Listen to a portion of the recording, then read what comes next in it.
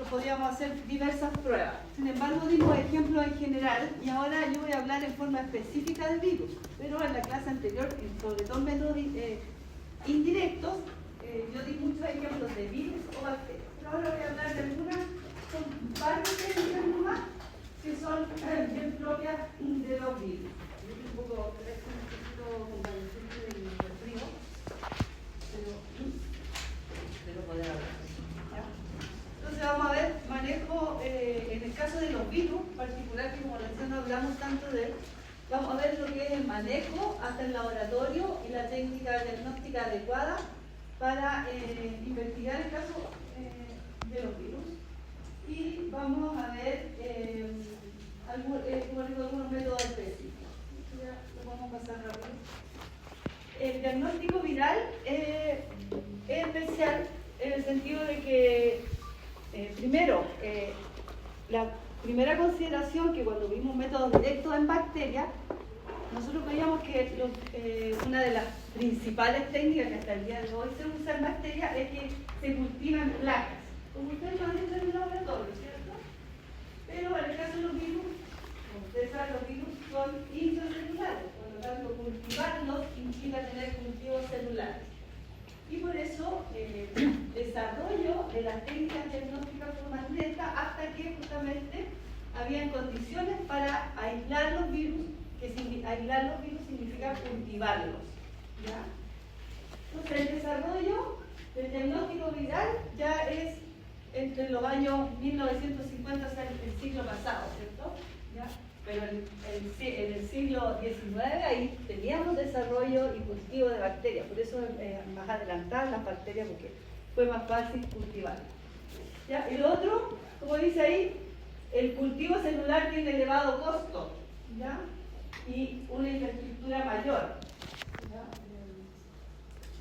Y como les decía, identificar en el caso de los virus significaba aislar en cultivos celulares. En el cultivo celular se usa suero de bovino, por ejemplo, suero de bovino fetal, imagínense eso. Eso es mucho más costoso. Y tener los cultivos, mantener los cultivos, todo eso es mucho más costoso. Otra cosa que favorece el desarrollo del diagnóstico es intentar hacer el diagnóstico en algunos cuadros clínicos, o sea que esa necesidad hacía que entonces se invirtiera en esto que era más costoso y desarrollarlo entonces. En este caso, cuadros clínicos como herpes en embarazada.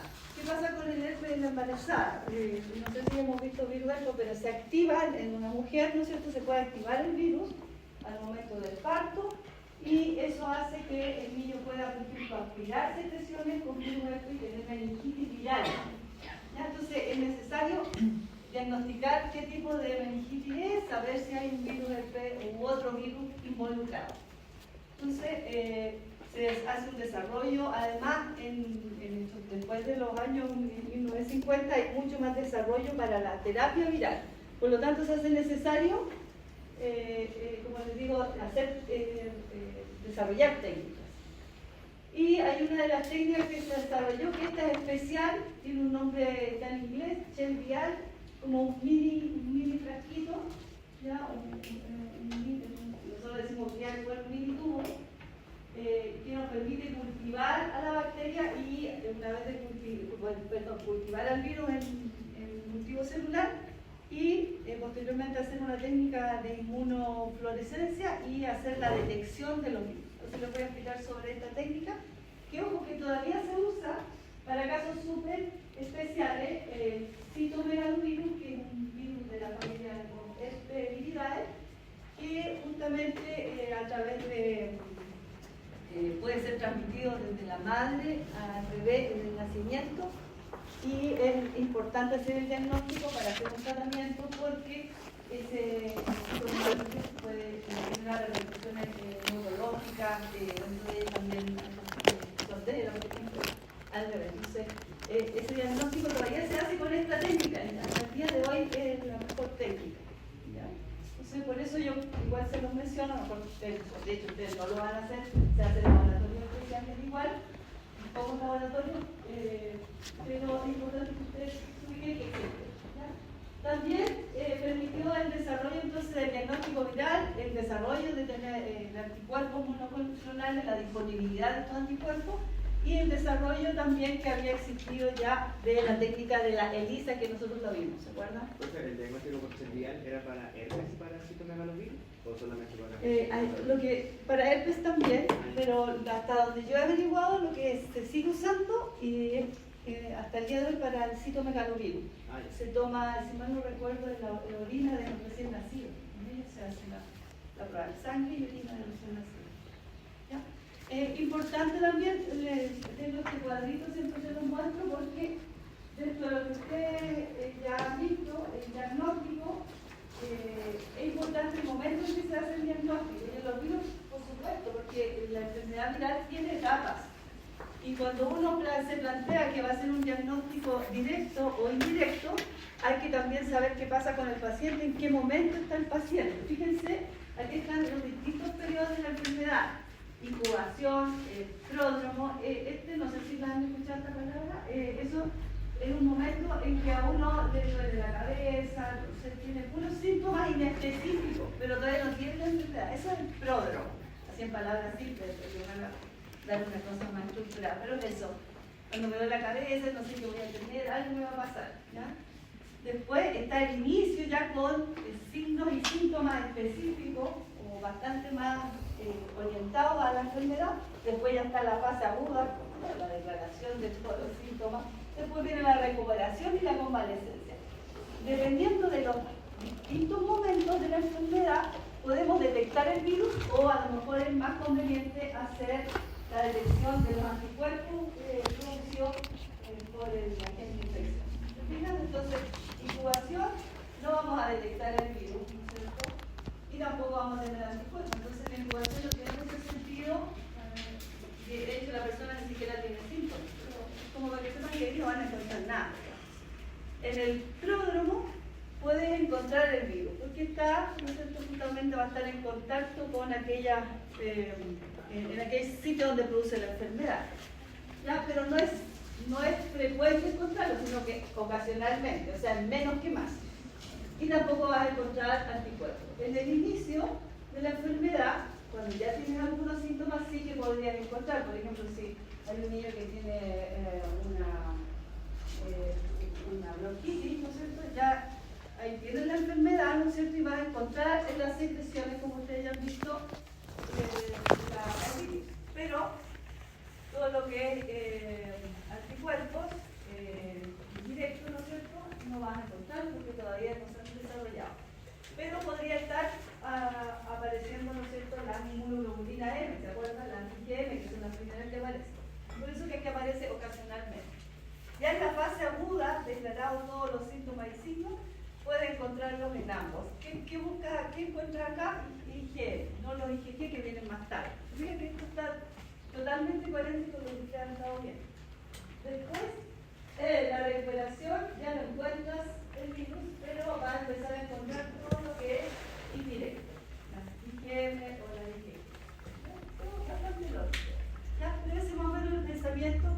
Obviamente que cuando hay un diagnóstico de virus en un laboratorio, todo esto ya está planeado. ¿Cuándo podemos tomar la muestra? ¿Qué tipo de examen hacemos dependiendo de la fase en que nos llegó el paciente?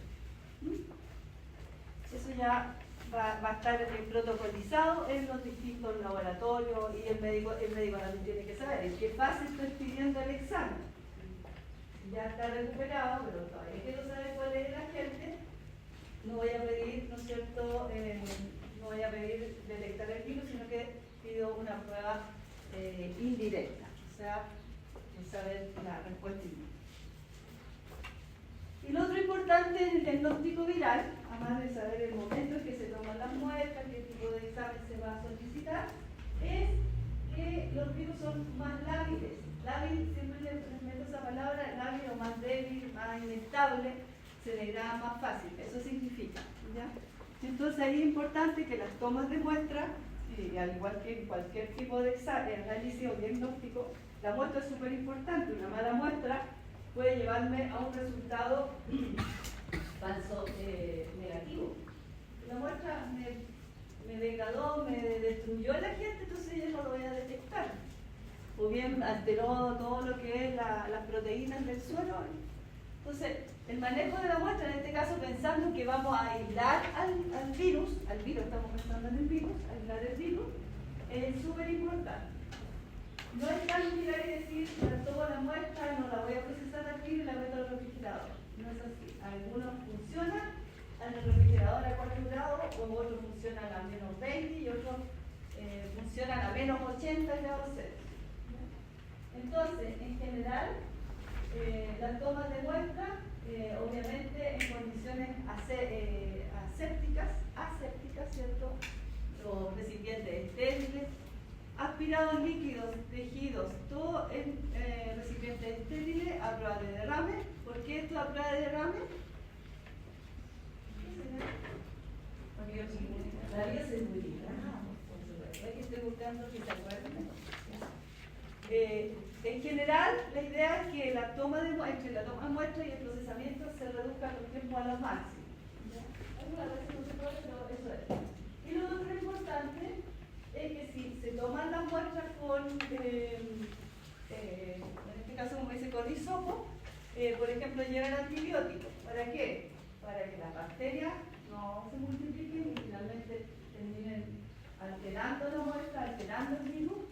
Por lo tanto, la idea es que solo mantener lo mejor posible. Entonces van a estar todas estas consideraciones dependiendo también del tipo de muestra, de qué muestra se trate, de qué virus se trate. Profe, Frey, en el caso de antibióticos solamente serían antibióticos que inhiban el crecimiento, pero no que maten ¿A la bacteria? Es que aquí queremos quedarnos con los virus y queremos que las bacterias estén ahí. Ya es como para evitar como una contaminación cruzada. O sea, van a estar las bacterias, pero tú haces que ellas no crezcan, porque al crecer ellas te van a alterar el medio en general donde está el virus, entonces eso te puede alterar además.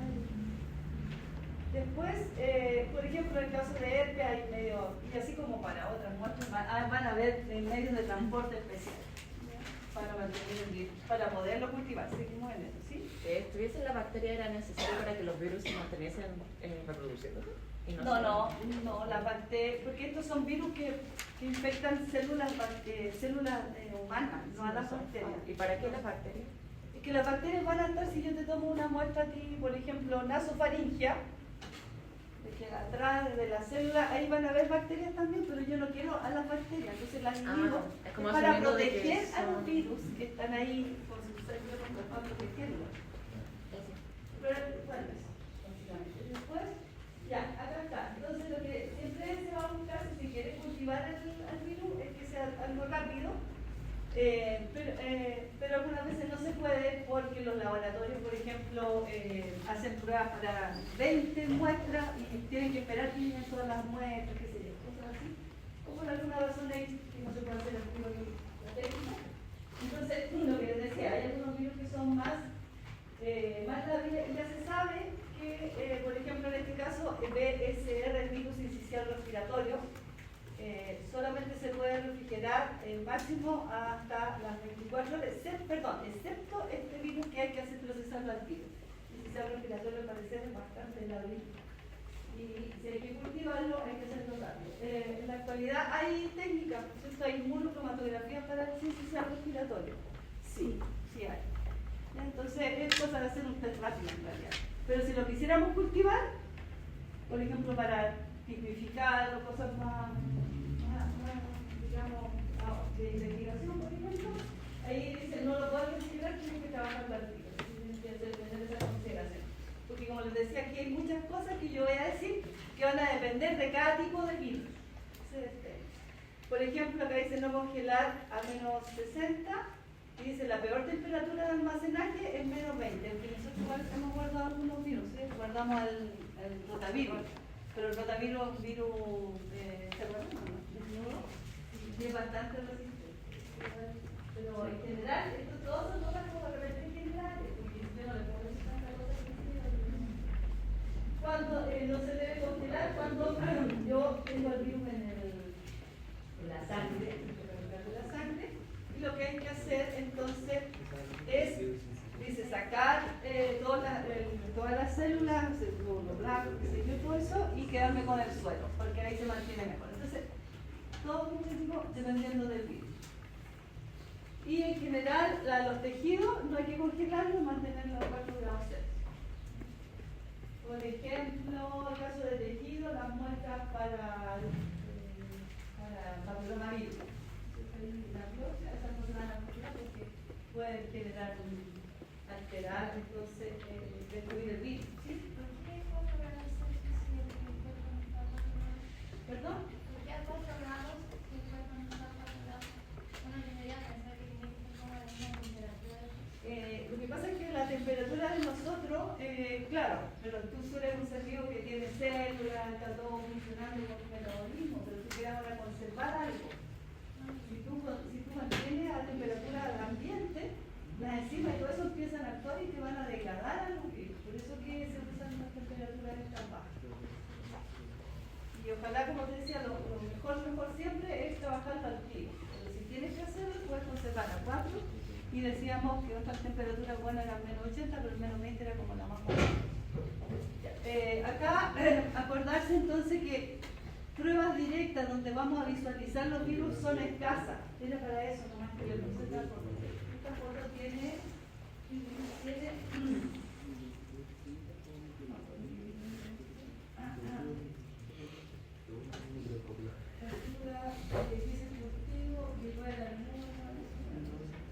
más que nada era para recordarles que observar los virus es algo que no se usa. ¿Qué pruebas vamos a usar? Las pruebas rápidas, ¿cierto? En general, la inmunocromatografía directa, donde queremos detectar antígenos del virus, o otras pruebas directas que son las moleculares, donde no vamos a detectar los antígenos, sino que los genes específicos de los virus. Esto ya es muy extraño. ¿Cuándo se usa? Si es que vamos a ver algún virus nuevo que no sabe cómo es su estructura, cosas así. No. Realmente, por eso que aquí yo creo que lo que puse la viruela del mono, que está como todavía tampoco nueva. Porque claro, lo observa porque está como emergiendo, ¿no es cierto?, a nivel mundial. Bueno, por todo lo que hemos conversado, porque vivimos en un mundo muy globalizado, y lo que pasa en un lado, en algún momento nos va a llegar a nosotros. Acá nomás recordarles algunos de los aspectos que hace que el diagnóstico viral, el aislamiento sobre todo, sea costoso, porque hay que trabajar en cámaras especiales, que filtran el aire, que mantienen todo, ¿no es cierto?, esterilizado para que no se contamine con bacterias los virus, personal especializado, todo eso. ¿No? Eso es, como les digo, específicamente para aislar los virus. Pero lo que más nos encontramos hoy por hoy en los laboratorios no es esto, sino que es pruebas, ya sean indirectas, que es lo que estuvimos viendo, o pruebas directas, donde la inmunocromatografía son, diría, una de las más famosas, más las pruebas de diagnóstico molecular o genético. Esas son lo que ahora la llevan. Sobre todo por el tema del COVID, el tema genético se desarrolló mucho más porque están los equipos en la mayoría de los laboratorios porque se compraron para enfrentar todo lo que era el diagnóstico del COVID. Cuando habla de inmunocromatografía, ¿la prueba sería la indirecta o la directa? Porque estaban esas dos y aparte sí... Dependiendo del virus, de repente, y acuérdate de lo que te dije, depende de en qué momento puede hacer el diagnóstico y si está la prueba, puede ser directa o puede ser indirecta. Bueno, el aislamiento habíamos dicho cultivo celular, el huevo embrionado y en animales. Esto es prácticamente investigación, esto también investigación, desarrollo de vacunas y cultivo celular en estos pocos casos que yo les comentaba del citomegalovirus, donde se hacía este virus. Y recordarles que podemos observar el efecto citopático que generan los virus, que puede ser distinto dependiendo del tipo de virus, pero hay muchos virus que tienen el mismo efecto citopático, por lo tanto ese tipo de técnica ya no se usa, es complementaria, eso sí, a pruebas más específicas como por ejemplo detectar los antígenos. De acá, entonces, esto es para contarles sobre esta técnica de esterilidad que es bien específica y que generó muchas mejoras en su momento. Esta técnica fue mucho más usada y muy útil a fines del siglo siglo pasado, o sea, en los años 80, ¿no es cierto?, donde está donde surge la epidemia del VIH, por ejemplo, ahí es donde esta técnica era la que se usaba más. ¿Ya?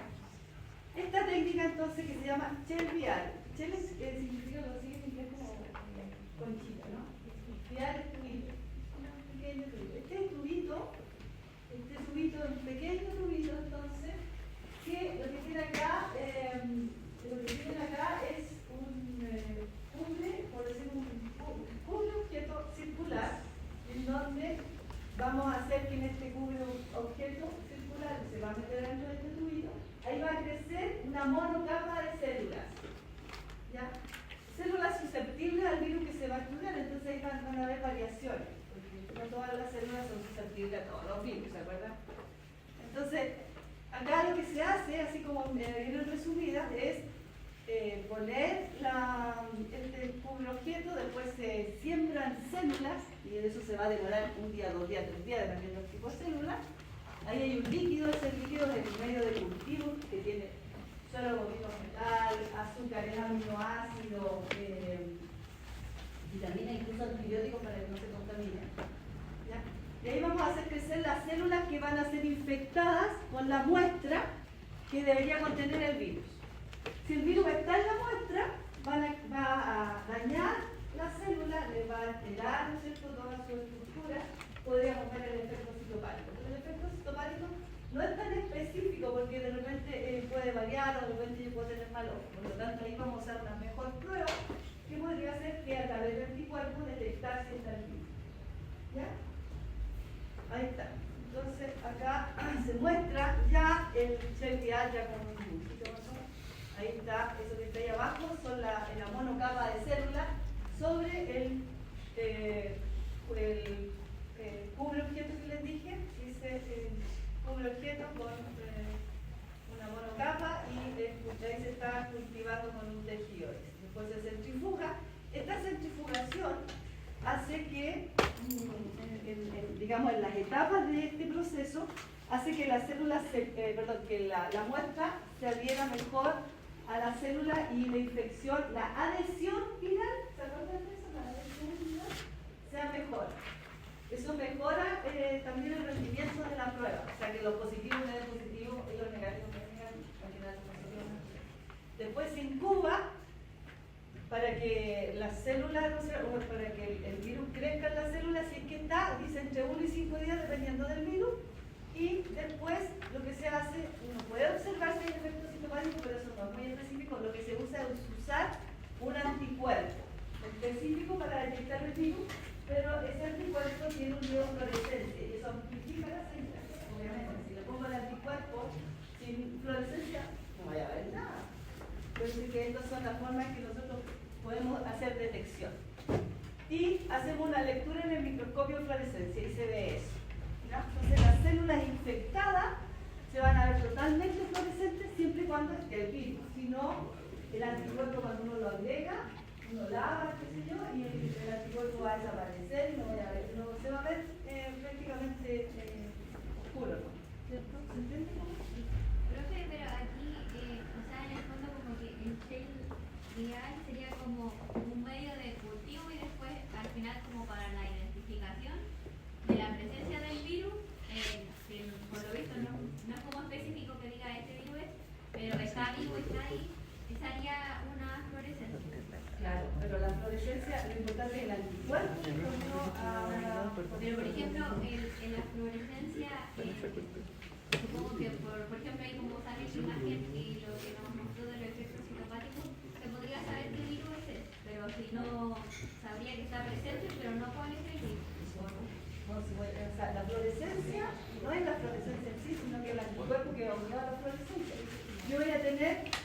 Pues primero, yo sé lo que estoy buscando. Me dicen, mire, esta paciente tiene citomegalovirus y queremos saber si el niño está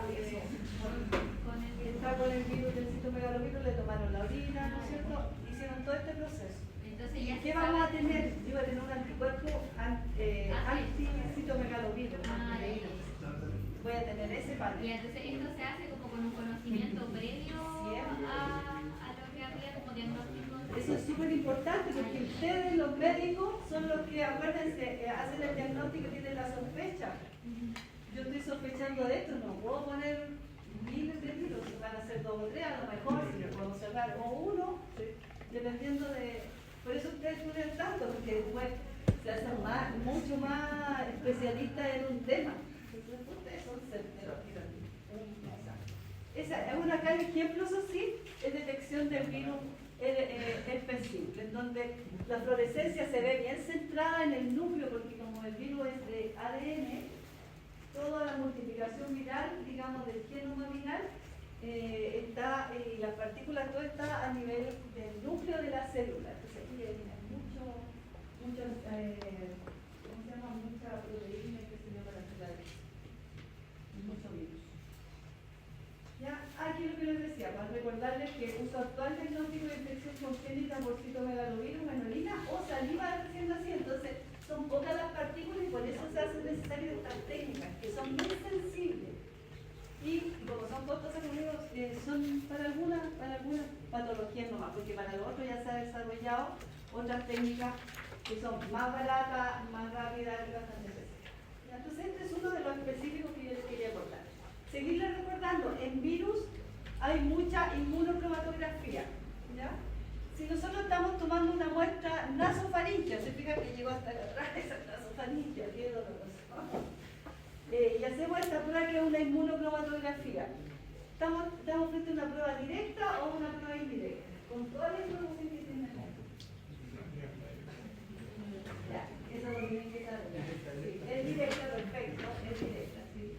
Entonces tomamos la muestra, se pone, me parece que acá, y sale cierta, no sé, alguna señal que la persona revisa, positivo o negativo. Esta es una prueba directa porque estamos tomando una muestra de secreción nasofaríngea. La prueba indirecta, recuerden que son toma de muestra de sangre con el suero, porque estamos viendo la respuesta de anticuerpos del paciente, que puede ser IgM en un periodo de fase aguda, y si ya estamos en convaleciente van a ser lo más probable IgM, IgG o IgG.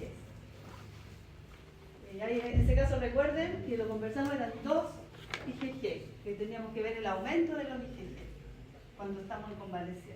Tendríamos que tomar dos muestras para saber si la enfermedad se debió a ese porque cuando los IgG son similares significa que tiene una respuesta y la enfermedad es anterior. Entonces, por eso es importante tomar las muestras para ver la diferencia. Ok.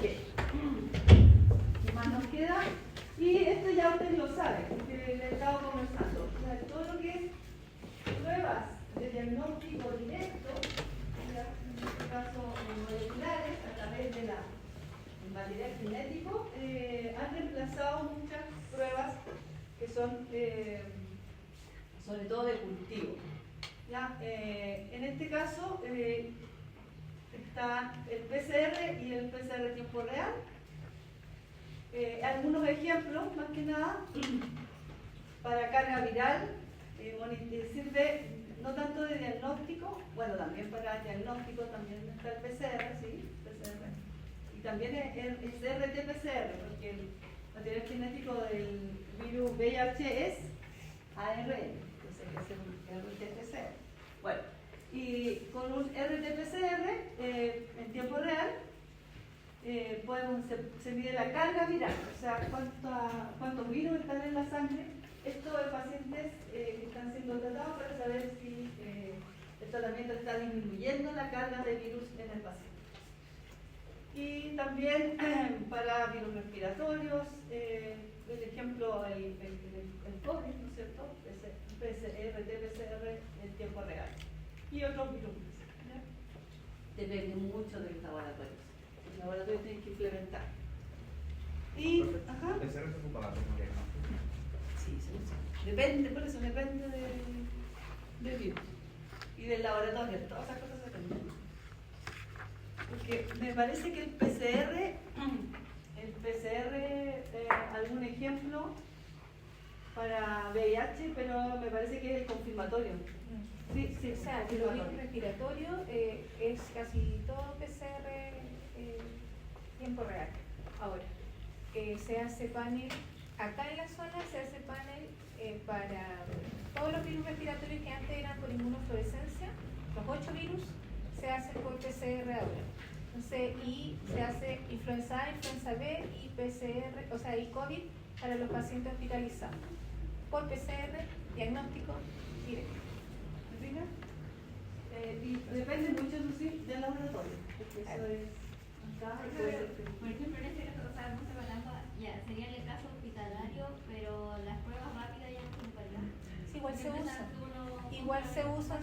Mira, generalmente las pruebas rápidas las usan en las clínicas que no tienen implementado, porque tal como decía la profesora, ¿qué pasó después del COVID? Muchos hospitales se vieron en la necesidad de implementar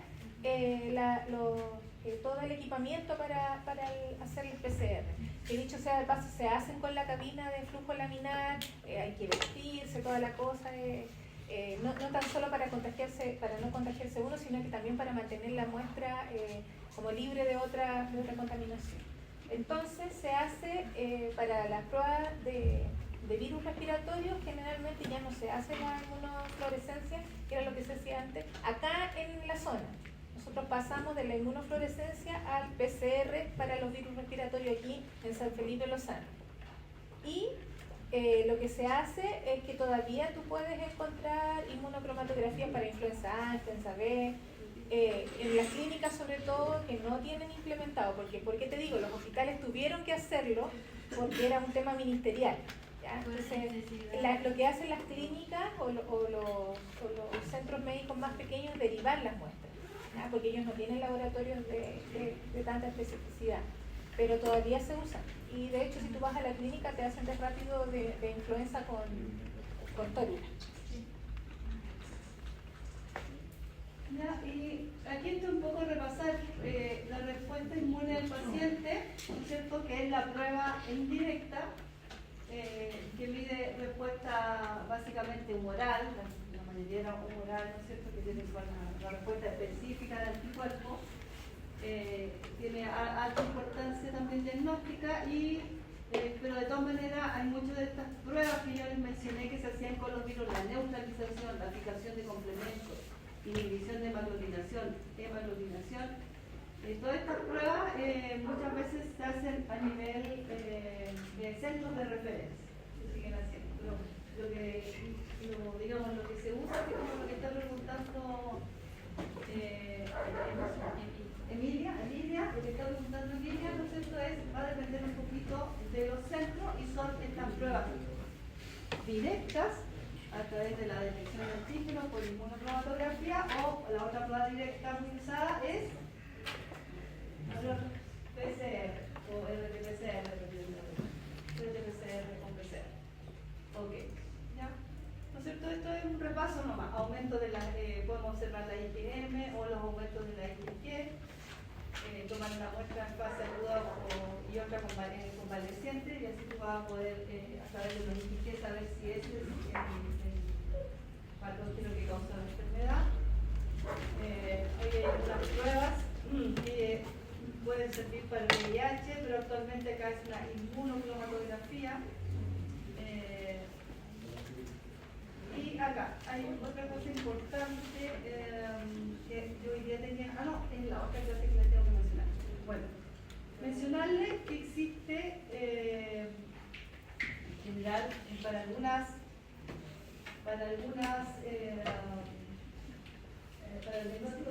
patógenos como el VIH, hay algunas pruebas que se hacen, como la inmunocromatográfica, o antiguamente, que tengo puesto todavía no antiguo, que es un ELISA para la detección del VIH. ¿Ya? Ahora, estas pruebas tienen una suerte de ser un tamizaje, un screening, por lo que hay que hacer ciertas pruebas que confirman. Entonces, en el caso de en la actualidad, lo que vamos a ver es que son pruebas en realidad son inmunocromatografía y no ELISA. Recuerda que la ELISA había que hacerla en unas microplacas multipolsillo, que la enzima, que todo eso ya no se usa tanto, se usa más inmunocromatografía. ¿Ya? Entonces, se hacen las pruebas para un paciente con sospecha de VIH, pero eso después debe ser confirmatorio. Todavía, hasta el día de hoy, aparece en en la guía que esta técnica, el Western Blot, ¿se acuerdan de eso? Puede ser una prueba confirmatoria para VIH. Entonces se le hace esta primera prueba saniticia, pero después hay que volver a confirmar. El Western Blot vendría siendo una prueba que se hace, en este caso una prueba indirecta por el suero del paciente. ¿Ya? Entonces lo que se hace ahí es someter el suero del paciente contra una tira de nitrocelulosa, una tira de nitrocelulosa que contiene los antígenos virales de un virus, digamos, de laboratorio del virus VIH-1, que tiene una serie de proteínas que son propias del virus. ¿Ya? Entonces yo no sé si se acuerdan mucho de la inmunocromatografía, perdón, no sé si se acuerdan mucho del Western Blot, pero teniendo una electroforesis en este caso del virus, donde separamos todas sus proteínas, posteriormente se traspasan a un papel de nitrocelulosa, ¿ya? Luego se corta este papel, se hacen tiritas y se somete entonces al suero del paciente. El suero del paciente tiene el virus, va a tener anticuerpos contra las proteínas del virus. Por lo tanto, ahí aparece, se incuba con el suero del paciente estas tiritas que contienen los antígenos del virus y bueno, se hace todo un lavado. Y aquí se hace, esta prueba es una prueba larga, una prueba con personal especializado. Posteriormente se agregan algunos reactivos, ya, pues, ¿qué es lo que se agrega? Un anticuerpo antihumano que se una al anticuerpo del paciente. Ya, de esta forma, tú marcas si hubo anticuerpos del paciente que se unieron a estos antígenos especiales que son antígenos del virus. ¿Ya? Entonces, esta fosfatasa conjugada, este es un anticuerpo conjugado con fosfatasa. Si se llegó a unir,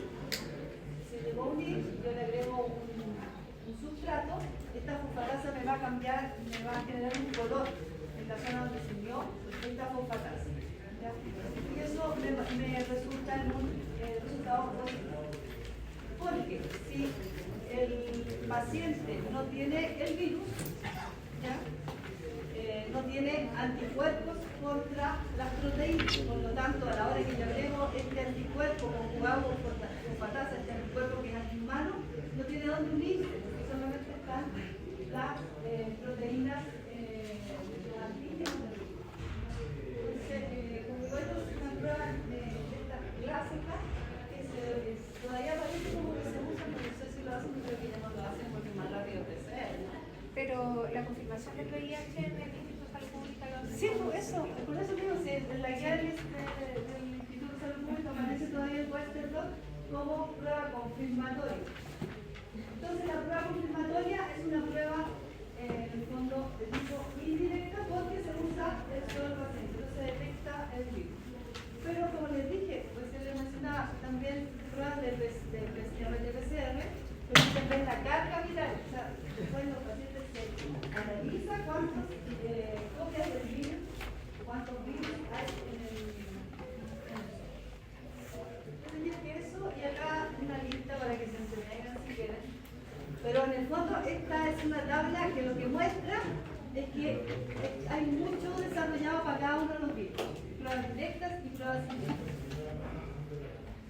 Ya, sí, te toca hacerlo. Y ahí tienen un resumen. ¿Está el resumen? Se los mando, se los mando. Está el resumen. Y les dejo de tarea, me dicen